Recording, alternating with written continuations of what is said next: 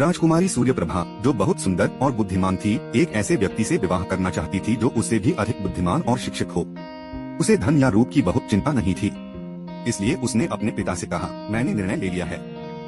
कोई भी व्यक्ति मुझसे 9 प्रश्न पूछे, यदि मैं उनमें से एक का भी उत्तर नहीं दे पाती तो मैं उससे विवाह कर लूंगी। राजा अच्छी तरह जानता था कि वह कितनी बुद्धिमान है और चिंतित था। और यदि तुम सभी प्रश्नों का उत्तर दे दोगी तो क्या होगा, उसने पूछा। तब उसे अस्वीकार कर दिया जाएगा और उसे दूसरा मौका नहीं मिलेगा। राजा के पास उसकी शर्त मानने के अलावा कोई विकल्प नहीं था और उसने राज्य में घोषणा कर दी। बहुत से लोग अपनी किस्मत आजमाने आए, लेकिन राजकुमारी उनसे कहीं अधिक चतुर थी और उसने हर किसी के प्रश्नों का उत्तर तुरंत दे दिया। राजा और अधिक चिंतित हो गया। उसने अपने सबसे भरोसेमंद मित्र गणपति महाराज, जो एक शिक्षक थे, से इस बारे में बात करने का फैसला किया। गणपति ने उनकी बात सुनी, फिर कहा कि वे अपने सबसे प्रतिभाशाली शिष्य शशिशेखर को राजकुमारी से प्रश्न पूछने के लिए भेजेंगे। अगले दिन एक सुंदर युवक दरबार में आया। वह साधारण कपड़े पहने था, लेकिन उसकी आंखें ज्ञान की रोशनी से चमक रही थीं। उसने घोषणा की कि उसके पास राजकुमारी के लिए 9 प्रश्न हैं और कुछ ही समय में वह उसके सामने बैठ गया। आकाश में कितने तारे हैं, उसका पहला प्रश्न था। सूर्यप्रभा ने उत्तर दिया, एक बकरी के बाल जितने होते हैं उतने ही तारे होते हैं। पृथ्वी पर सबसे सुंदर बच्चा कौन है? हर माँ के लिए उसका बच्चा सबसे सुंदर होता है। सत्य और झूठ में क्या अंतर है? यह हमारी आँखों और कानों के बीच का अंतर है।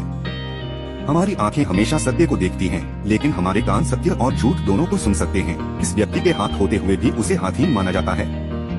वह धनी व्यक्ति जो अपनी संपत्ति को दूसरों से साझा नहीं करता। इसके पास आंखें हैं, लेकिन फिर भी वह अंधा है। वह व्यक्ति जिसके पास दया नहीं है, जो इस दुनिया में मौजूद दुखों को नहीं देखता। तब शशिशेखर ने उसे एक ढहते हुए महल की तस्वीर दिखाई और पूछा कि इसका क्या मतलब है। अब तक राजकुमारी को यकीन हो गया था कि यह कोई साधारण आदमी नहीं है, लेकिन उसे अपना जवाब देने में ज्यादा समय नहीं लगा। एक घर जिसकी नींद ठीक से न हो, चाहे वह महल ही क्यों न हो, ढह जाएगा। उसने एक और तस्वीर दिखाई जिसमें एक बूढ़ी औरत अपनी पीठ पर भारी बोझ लादे हुए लकड़ियां इकट्ठा कर रही थी।